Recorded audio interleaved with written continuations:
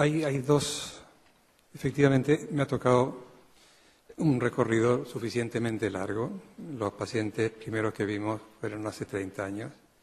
Algunos de ellos los vemos todavía, por razones no de recaídas o cosas por el estilo. Y nos permite eso quizás tener una visión de unas patologías que efectivamente eran poco numerosas en los 70. Fue muy curioso, hay varios elementos curiosos, ¿no? Lo que en Inglaterra y en Norte de Europa se difundió la enfermedad, avanzó la enfermedad de las clases altas a las clases populares, en España se hizo en menos de 10 años. Lo que tardó en otros países 20 años, aquí tardó 10 años, quizás porque se encontró con una población bastante homogénea, donde podía entrar este tipo de enfermedad.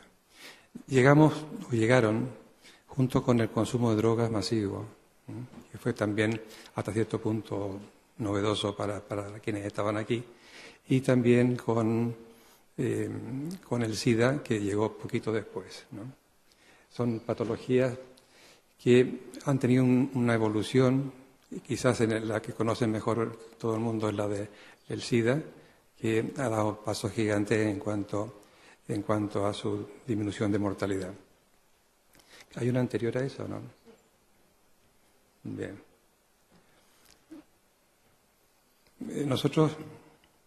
Yo vengo de niños y había trabajado con desnutrición en países subdesarrollados. Es bastante distinto. Hice la tesis incluso sobre alimentación, o sea, déficit alimentario, desnutrición y retraso mental. O sea, cómo el insuficiente aporte nutricional condicionaba un desarrollo intelectual menor.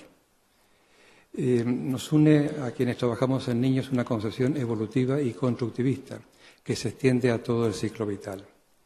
Y una clasificación, ayer se hablaba de eso, multiaxial, que toma en consideración otros elementos aparte del eje principal. Cada diagnóstico son 5 diagnósticos. Incluso hemos incorporado 2 elementos más, familia como diagnóstico y escolaridad o trabajo como diagnóstico. Son variables interactivas, son ejes interactivos que precisan un poco más aquello que aparece en el eje principal. La siguiente.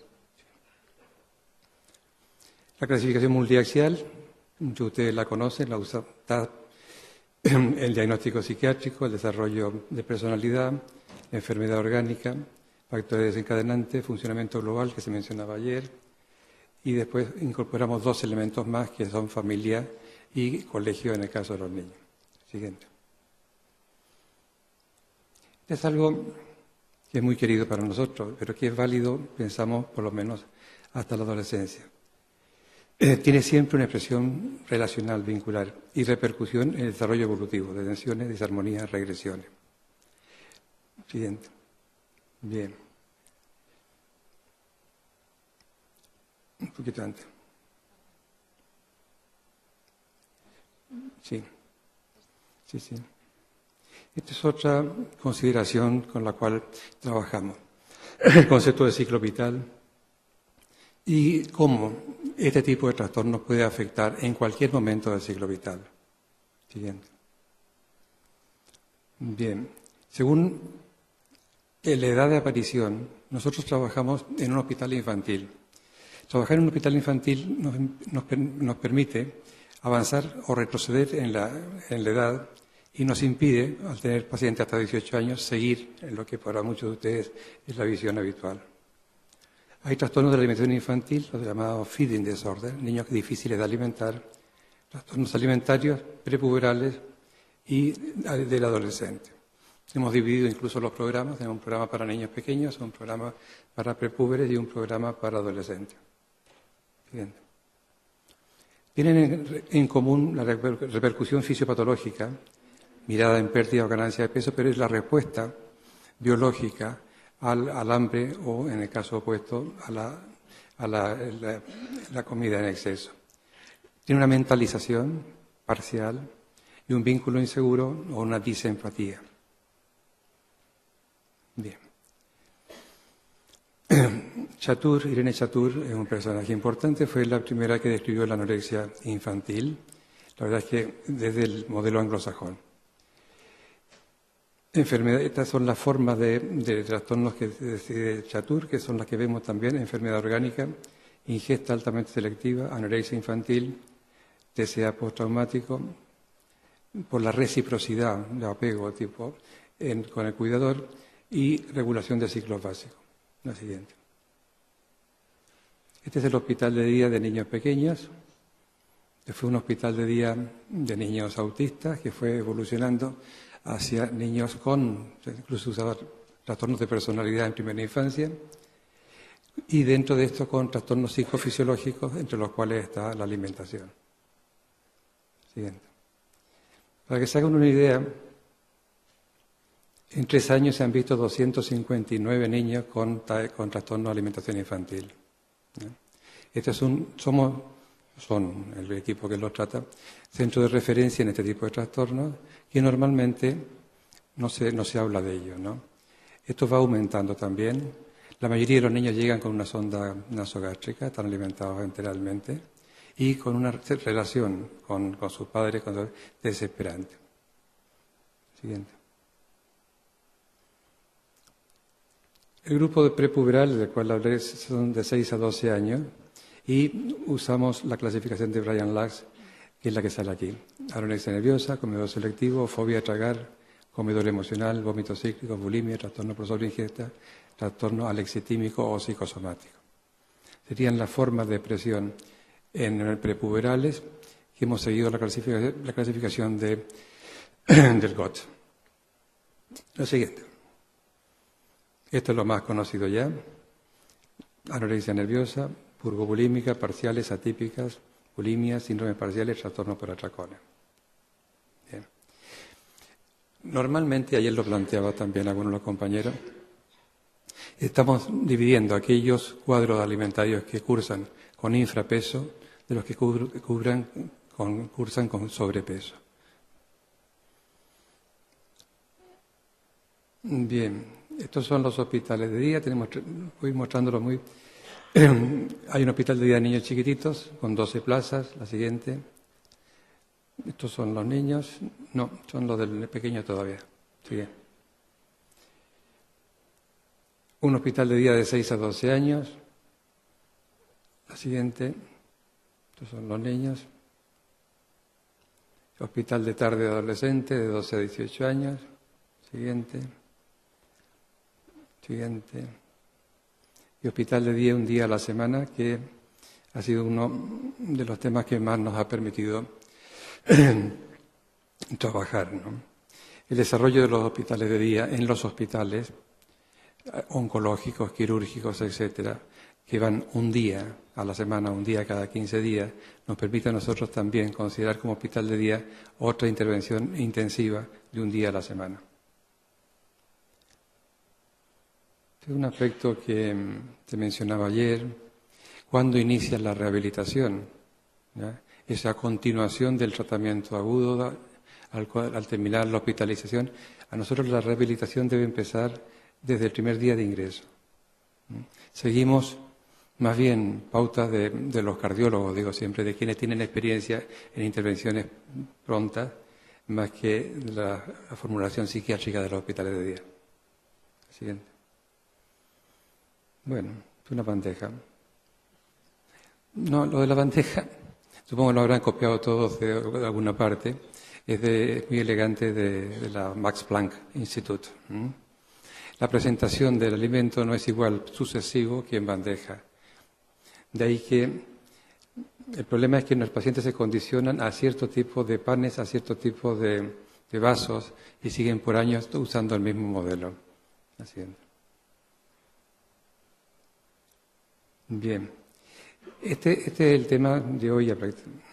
Y dentro de esto, que es donde he elegido algunos de los temas de actualidad para discutirlo con ustedes. Siguiente. Bien.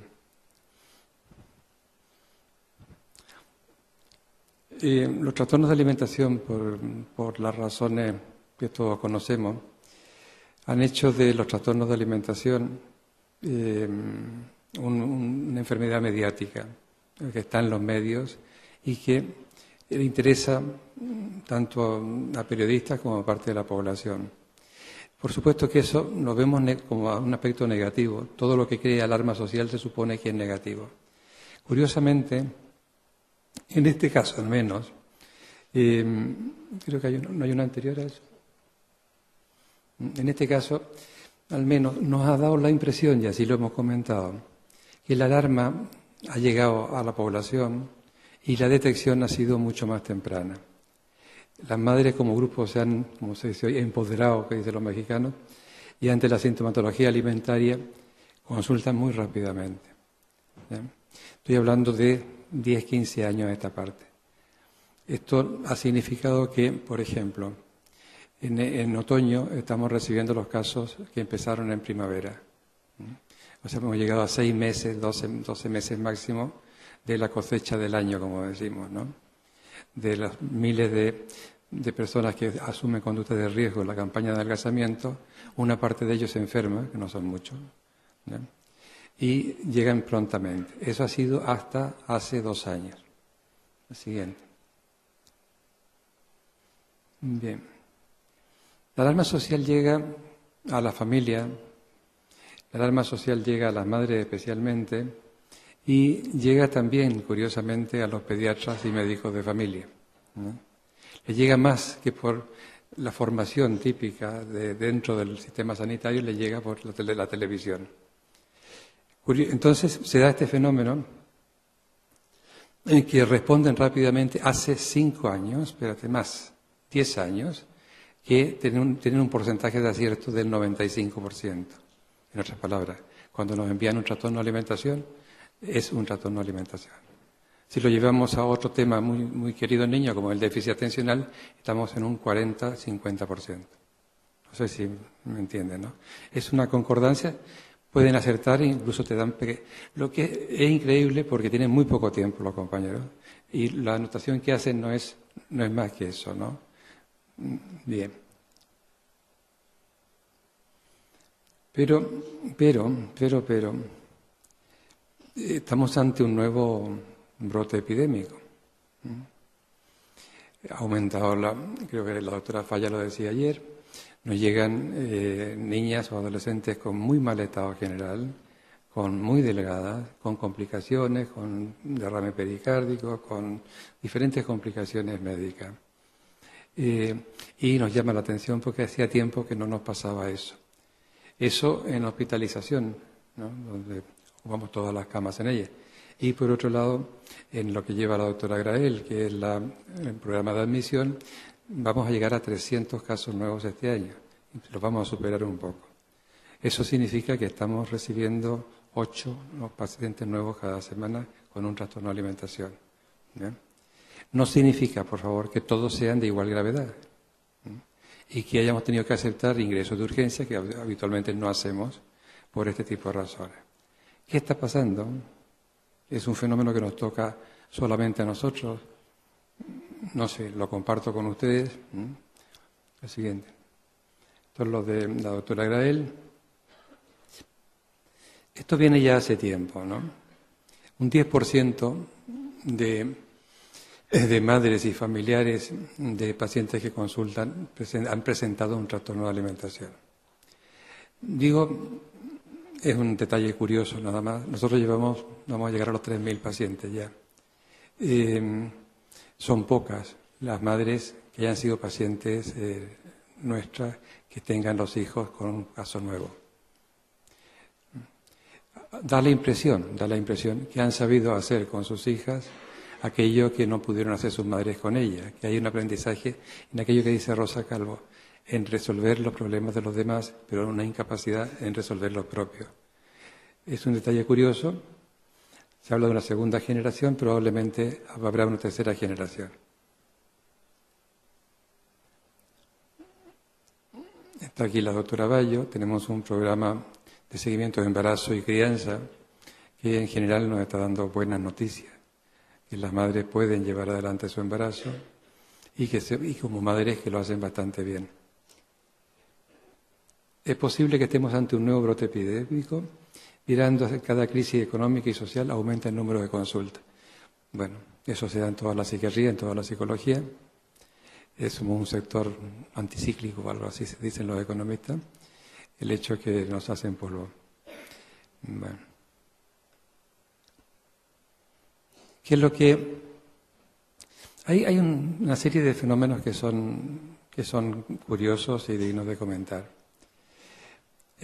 Hace 20 años, o un poquito menos, cuando hicimos estudios de población, el hecho de que la madre trabajara a tiempo completo era un factor de riesgo para las niñas, no para los varones, que les venía bien, ¿no?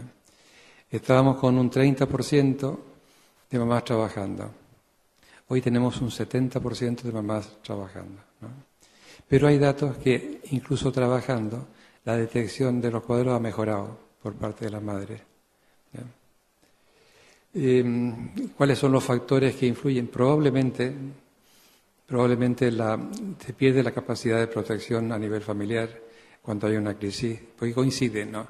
Pasamos de un caso al año, uno al mes a cada semana, y a lo que tenemos ahora en función de a mí me ha tocado vivir 3 crisis en España, esta es la más grave, pero son 3 ya. Bueno. Entonces volvemos atrás, pásalo por favor. No, déjalo ahí. Bien. Los estudios genéticos abundantes que hablan de diferentes genes que están alterados tanto en unos cuadros como en otros, de momento no pasan de ser una anécdota, y para quienes trabajamos en niños lo tenemos muy cercano ya hace mucho tiempo, ¿no?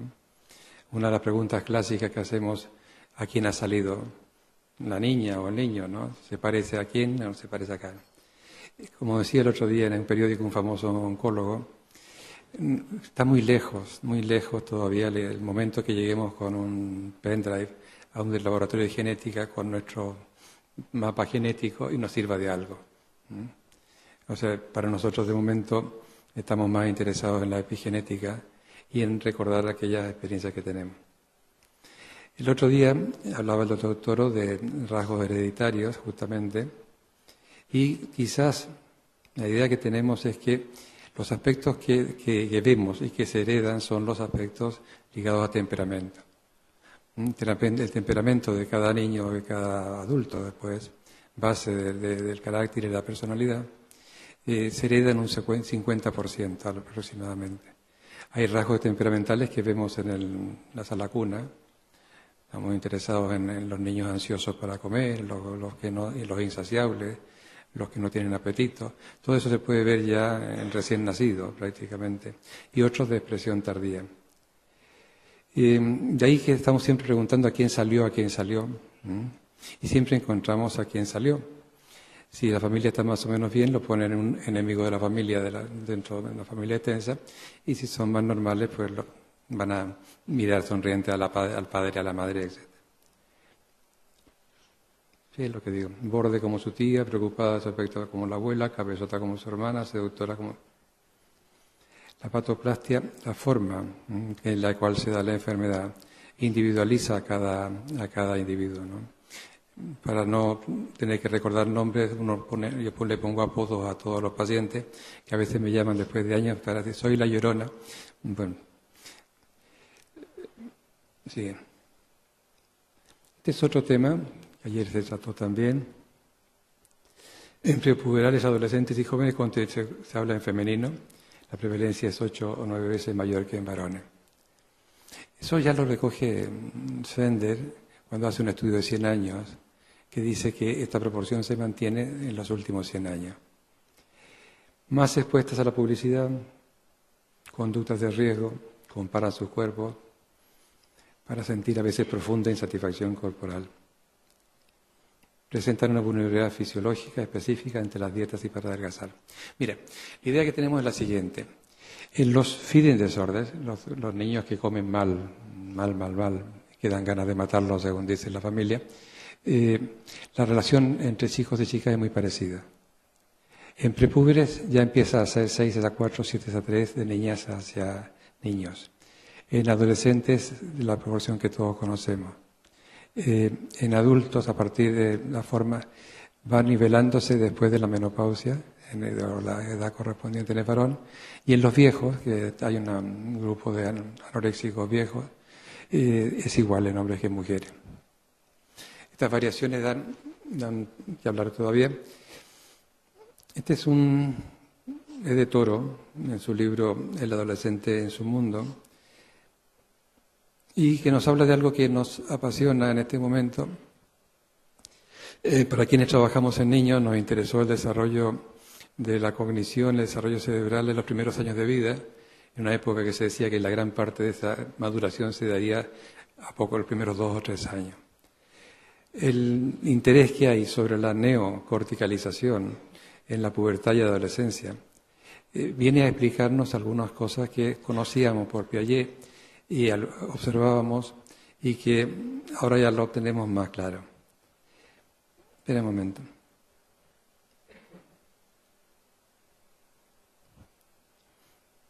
Aquí nos dice Toro, motivación, impulsividad, susceptibilidad adictiva. Implica impulsividad, busque la novedad, cambios madurativos cerebrales. La siguiente. Esto es el taller de pintura. Sí. Bien, para un poquito. Ahí, mira, dentro de lo que es nuestra experiencia,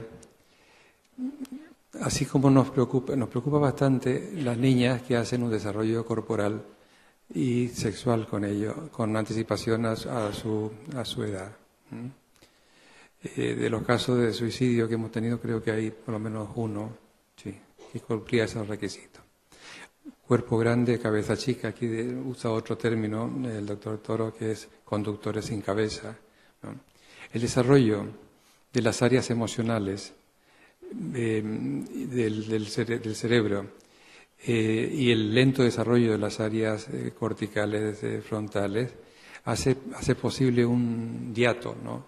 En el cual es muy difícil el manejo por parte del muchacho o muchacha de su conducta y donde está expuesto a una relación con el otro mucho más complicada. Esto es una cosa que se plantea como objetivos estratégicos de todo tratamiento, modificar el curso de la enfermedad y recuperar el ritmo de desarrollo. Aceptamos que al menos en la anorexia nerviosa hay un curso de enfermedad, hablamos de enfermedad, no de trastorno, ¿no? Y que hay un periodo prodrómico, un periodo de estado, un periodo de recuperación y un periodo de seguimiento con recreaciones y recaída. Pensamos, esto se planteó en Barcelona hace un par de años, que es posible cambiar el curso de enfermedad. Y de hecho, con las intervenciones precoces en cuadros en marcha, que se llaman en curso, se está cambiando el curso. En el programa de hospitalización domiciliaria se consigue aquello y los seguimientos son a 10 años ya. Tiene un 10% de fracaso, ¿no?, que obligan a hospitalización, y un 90% de recuperación seguido hasta los 10 años. Se puede modificar el curso de una enfermedad. Quienes les ha tocado aquello, a mí me ha tocado, por ejemplo, con algunas formas de enfermedad reumática infantil, que a veces teníamos salas hospitalizados varios niños al mismo tiempo y ahora no se ve ninguno, ¿no? O sea, las enfermedades pueden cambiar su curso y debe ser un objetivo cambiar el curso de la enfermedad. Parece ser que con intervenciones suficientemente contundentes y a corto plazo. Espera, ponla para atrás. Vuelve para atrás. Atrás. Recuperar el ritmo de desarrollo. El desarrollo es un proceso biológico que tiene sus tiempos y su forma, a través de asimilaciones y acomodaciones, diría Piaget, y se considera que uno de los objetivos estratégicos es que el paciente recupere el desarrollo normal. Estabilizar una personalidad descompensada por la expresión sintomática. Este es otro concepto que se discutía ayer, ¿no? La afectación de personalidad en un trastorno de alimentación. La idea que tenemos hace tiempo es que el estilo cognitivo, el estilo de personalidad, el carácter de un niño, un adolescente, se nace con él, se desarrolla según su medio, por supuesto, y que las alteraciones de personalidad las vemos siempre. Las vemos en los niños pequeñitos, en 3, 4 y 5 años, las vemos en la adolescencia, ¿ya? Y pasa a ser el diagnóstico principal. Pasa a ser el diagnóstico principal porque la forma en la cual se dé el eje principal va a estar muy mediatizado por el estilo de carácter y personalidad del sujeto. Restablecer la capacidad vincular. Nos da la impresión, con nuestros pacientes al menos, pero pensamos que con otro tipo de pacientes, que una de las dificultades mayores que tiene es en el establecer relaciones. Establecer relaciones válidas que se pierde. Nuestros pacientes son caricaturizadas como antipáticas. Alguna bulímica es hiperempática, ¿no? Pero la dificultad que tienen en ponerse en el lugar del otro pasa a ser una de las dificultades más importantes para establecer una relación terapéutica, sin la cual es muy difícil salir de esta situación. Siguiente. Ahí va. Es una reunión de equipo. ¿Qué? Está Fegoña ahí, dale por detrás. Ahí. Esos pelos son tuyos. Bueno. Siguiente. Esto de las reuniones es importante. En la época que estuvo de moda los hospitales de día, el doctor Blondeny decía que revisando hospitales de día de toda Europa, lo más importante que tenían era cómo organizaban sus reuniones de equipo, que no fueran demasiadas, pero que fueran donde se toman las decisiones. Objetivos tácticos, abordar síntomas fisiológicos y mentales, capacitar dificultades. Esto para nosotros los de niños es muy importante. Hablar de dificultades instrumentales. Para nosotros el instrumento es el lenguaje, la psicomotricidad. Por ejemplo, uno de los descubrimientos mejores que ha traído el equipo que trabaja con niños pequeños es la incorporación de una logopeda que trabaja las praxias ligadas a la deglución y hace maravillas con los niños, porque en donde no llegamos, quienes hacemos otras funciones. La escolaridad para nosotros es un diagnóstico, para nosotros es un objetivo. Trabajamos con una concepción sistémica en el sentido de que hay 3 grandes sistemas de salud. El que todos conocemos, el de salud, los padres y el colegio. Son sistemas de salud, no solamente de educación. Recuperar la escolaridad es un objetivo dentro de lo posible, con su grupo etario, es uno de los objetivos que nos fijamos siempre. Recuperar a la madre, a los padres y amigos como agentes de desarrollo.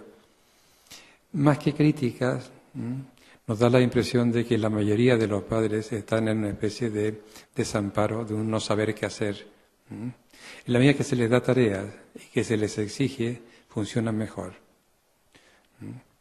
A mayor exigencia, mejores resultados con respecto a los padres. Hablamos siempre de padres, no de familia. ¿No? Creemos más en la parentalidad que en la familia, como agentes de salud. Siguiente. Esta es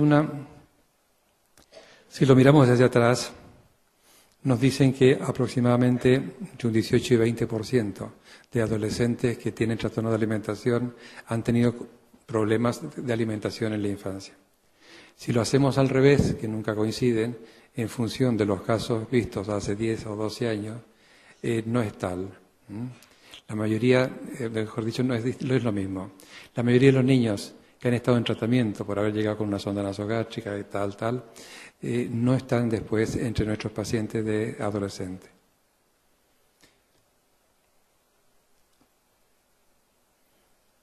La obesidad nos invade, ¿no? Bueno, la curva epidemiológica de la obesidad infantil y adolescente en España no es la misma curva que la de los trastornos de alimentación. No lo tengo, pero supongo que me entienden, ¿no? Es un disparo que ha llegado muy lejos y se habla de cifras bastante preocupantes. Hay claras diferencias sociales, clarísimas diferencias sociales, a diferencia del trastorno de alimentación, donde todavía no los hay. Y llegan a nuestra consulta ya con este tipo de proceso.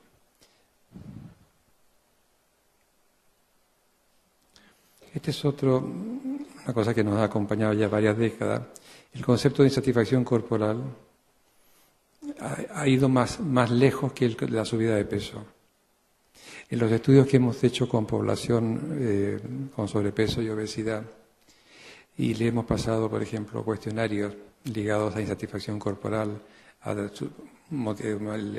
tendencia a adelgazar o obsesión por adelgazar, y los jóvenes, niños y adolescentes obesos y con sobrepeso tienen tanta insatisfacción corporal como la bulimia.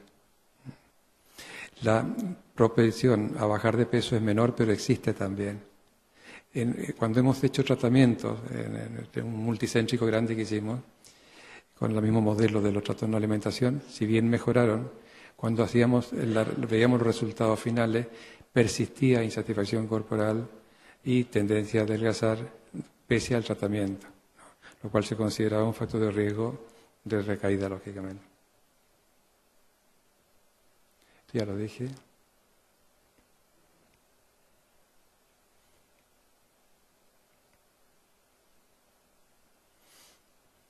Bueno, esto es algo que se olvida a veces, y a veces en forma de... Hay enfermedades de inicio en la infancia que terminan en la adolescencia, otras que empiezan y terminan en la adolescencia, y aquellas que empiezan en la niñez y duran toda la vida. Estas son aquellas que terminan en la infancia, son aquellas que se llaman propias del desarrollo, entre los cuales estaban la enuresis, la encopresis, los dolores nocturnos, y también el déficit atencional con los nombres que usaban antes, ¿no? Y la verdad es que veíamos, siguiendo niños con tratamiento, que la respuesta era muchísimo antes de la pubertad. Nos decían, y así veíamos, que solamente los casos complicados desarrollaban trastornos de conducta y los menos seguían de etapa adolescencia y adulta. Eso cuando trabajábamos con metilfenidate a partir de los 4 años. Hoy ha cambiado eso y la mayoría piensa que muchos cuadros perduran toda la vida. El siguiente. Esto es lo de la relación. Creo que se acabaron ya. ¿Sí? Sigue, sí. No. Bueno, esto lo saben todos, ¿no? A ver. La observación, espera, la siguiente, la anterior, la del juego. Bien.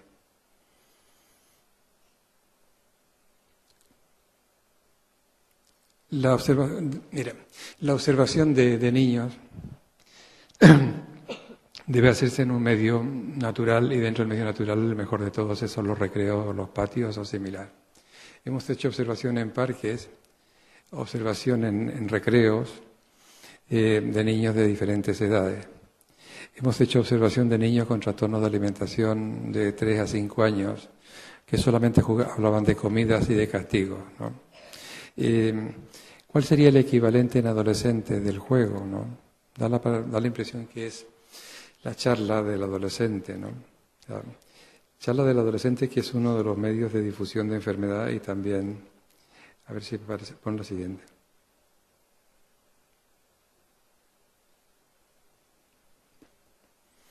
Sí, trabajamos siempre con padres. Tanto en los grupos, todo grupo de pacientes va acompañado de un grupo de padres. Insisto que nos da la impresión que el adulto como padre es la mejor forma de ser adulto, ¿no? Hablando de sus hijos, ¿no? Y responden bastante bien. Es necesaria una capacitación, y el otro grupo importante para nosotros son los maestros y profesores que colaboran en el tratamiento. Se refería ayer Turón a la enfermería. Los programas intensivos, especialmente aquellos de hospitalización, dependen de enfermería. Puede llevarse, si la enfermería funciona, sobramos casi todos. Yo le digo a los amigos psicólogos que los resultados son iguales con psicólogos que sin psicólogos. Lo que no puede haber es una enfermería que no esté enterada. En la bibliografía hay un salto que me preocupa, ¿no? La enfermería es enfermería conductual habitualmente. Como pasó al descrédito todo lo que es conducta en virtud de películas o malos rollos no suficientemente científicos, no se dice que las que hacen el tratamiento son las enfermeras, y con eso se queda subsumido, o asumido más bien, que eso se hace bien. Son el centro de la atención y los programas de enfermería son los que tienen mejores resultados. Pongo ahí a los psicopediatras, incluyendo a los psiquiatras, psicólogos, son parte del equipo, lo codirigen y dan continuidad al tratamiento. Y hay otro tema también que es polémico, sobre lo interprofesional, multiprofesional, etc. Los equipos mínimos son de 2 personas, ¿no? Todo lo demás no es que sobre, son asesores, ¿no? Los programas multicomponentes, los programas que con buena voluntad incorporan muchos profesionales son carísimos y no siempre bien dirigidos. El equipo para el paciente son siempre 2 que tienen que resumir los conocimientos de unos y de otros. Yo creo que está bien. Entonces, otro tema que estamos interesados. Se habló ayer, ¿no?, sobre la importancia de la transmisión vertical desde los medios de comunicación y la publicidad. Quizás la parte que nos interesa más dentro de eso es la siguiente. A partir de los 9 años, las niñas consumen más televisión, buscan figuras de identificación de adultas jóvenes, por decirlo así, se comparan los culos en forma enfermiza y alguna cosa más, aumentan la publicidad de riesgo también. La penetración de publicidad de tipo adictivo empieza también, la del tabaco, la del alcohol, empieza muy pronto después, ¿no? Entonces hay una diana, hay una vulnerabilidad muy ligada a lo que es el desarrollo cerebral y que se da en forma vertical. La mayoría de las familias cumplen un papel de protección con respecto a eso. Pero la difusión que nos preocupa más es entre los propios adolescentes. Es el factor más importante. Ahí se definen estos 4 mecanismos a través de Gail Huon: presión, imitación, competencia e identificación entre las chicas.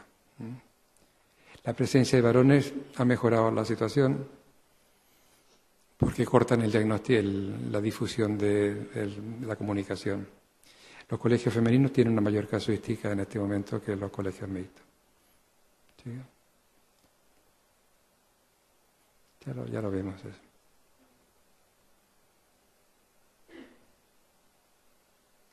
Bien, No. Yo me centraría, mira, se ha avanzado mucho, pero de lo mucho avanzado no necesariamente tiene aseguro su continuidad.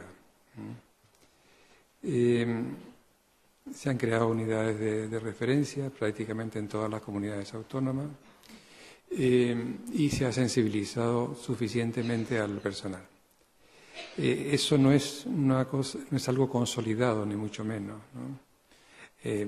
Llegado el momento de la rebaja, pues nos va a tocar rebajas también a nosotros, ¿no? O sea, en los próximos meses. Puede que una vez más, porque hay ciertos momentos donde se vuelve atrás, ¿no? Se vuelve atrás. Hoy nuevamente se quejan los pacientes o las mamás de los pacientes de que son rechazados, que son dejados después, que no entienden que hay un trastorno de alimentación, como que volvemos para atrás, ¿no? Eso lógicamente es preocupante, es normal, pero es preocupante. Y que a su vez se piense una vez más, ¿no?, que este tipo de enfermedades son enfermedades de ricos y no de gente normal, ¿no? Se puede actuar por prejuicio, ¿no?, y es una situación que vamos a tener que enfrentar lo mejor posible. Es cierto que las restrictivas son la minoría, ¿no?, pero sin las restrictivas no habría mayoría, también es cierto, ¿no? Es cierto que durante un tiempo las restrictivas, que son pocas, se han mantenido en un nivel estable no bajo, relativamente alto, que predominan los cuadros imparciales pero sin embargo dentro de esa misma situación es probable que las señales de alarma que se están dando indiquen de que no necesariamente lo avanzado va a continuar avanzando. Yo lo dejaría hasta aquí y si hay preguntas, pues mejor. Gracias.